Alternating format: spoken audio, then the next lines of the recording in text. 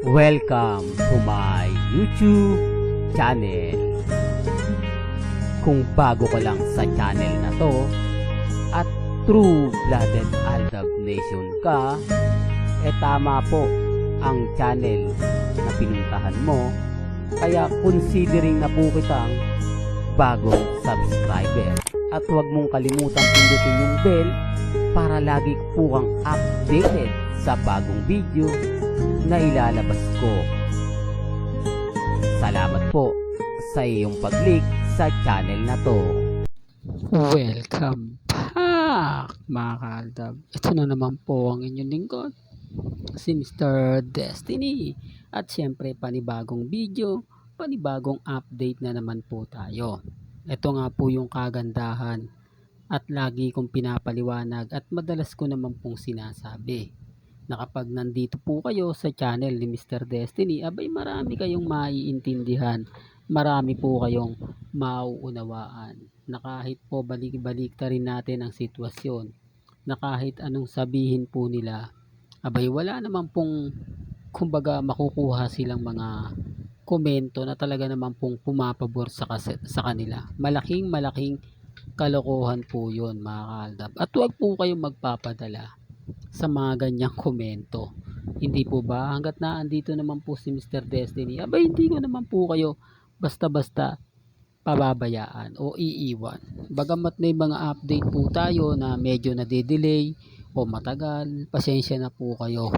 Kasi ako naman po mga kaaldab, sabi ko nga po sa inyo, gagawin po natin lahat ang rason o gagawin natin lahat para makakuha tayo ng update, makapag-upload po tayo.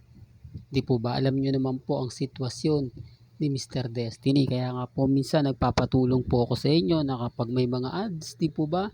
Huwag nyo na pong i-skip. Malaking tulong na po para sa akin yan. Para tuluyan na nga pong magtagal ang channel natin. Real talk mga kaaldab. At sa mga bali-balita po, bago tayo magtuloy sa ating pinaka main topic, sa mga bali-balita po about kay Alden, po kayo maniniwala doon. Normal lang po na si Alden talagang laging nasa labas. Hindi po ba? Normal lang po yun. Dahil kumbaga pre na siya Hindi na siya katulad ng dati na ayaw pong malilink sa mga ibang babae. Masyadong nung ano kasi mga kaaldab, nung may kontrata pa siya sa GMA Kapuso o hawak pa siya, may signing contract kumbaga, hindi naman po ganyan. Pansin nyo mga kaaldab, ang daming mga babae na lilink po sa kanya sa ngayon.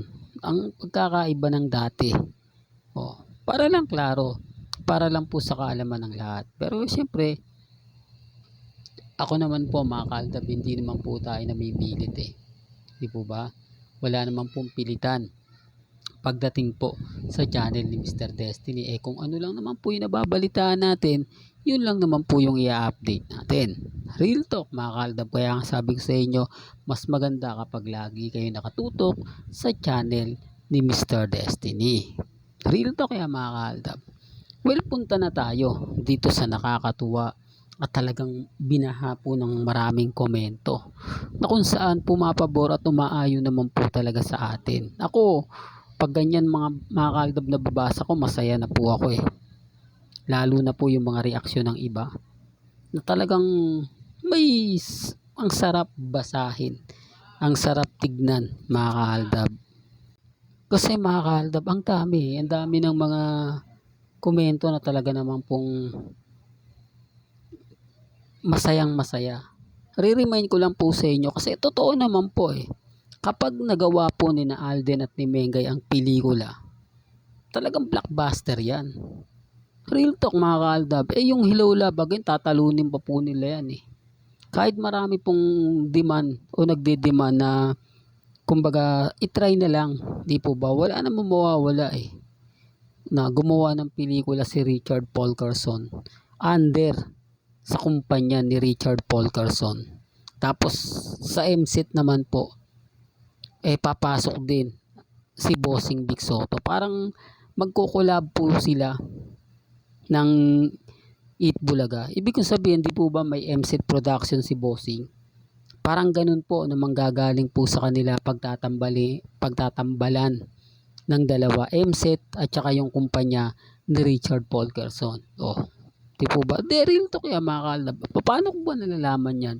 Galing din naman po yan sa mga taong malalapit sa pamilya.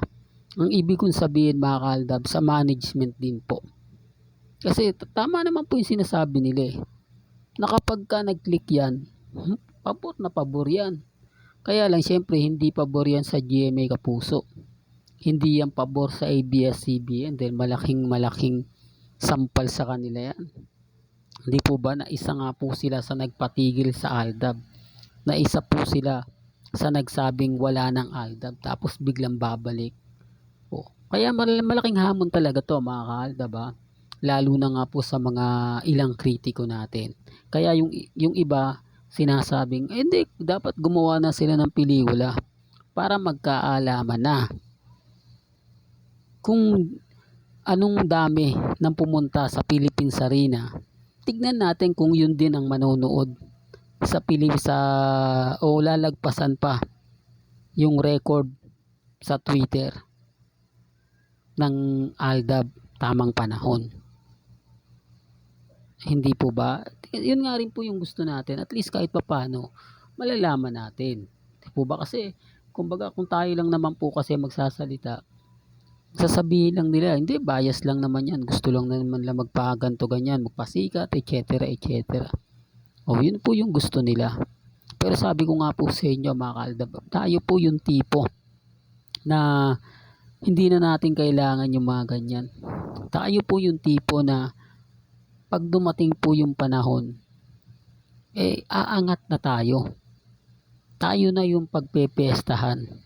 At tayo na po ang makikilala. Ang Aldab, ang pagbabalik ng tamang panahon. Kaya nga po malaki takot nila.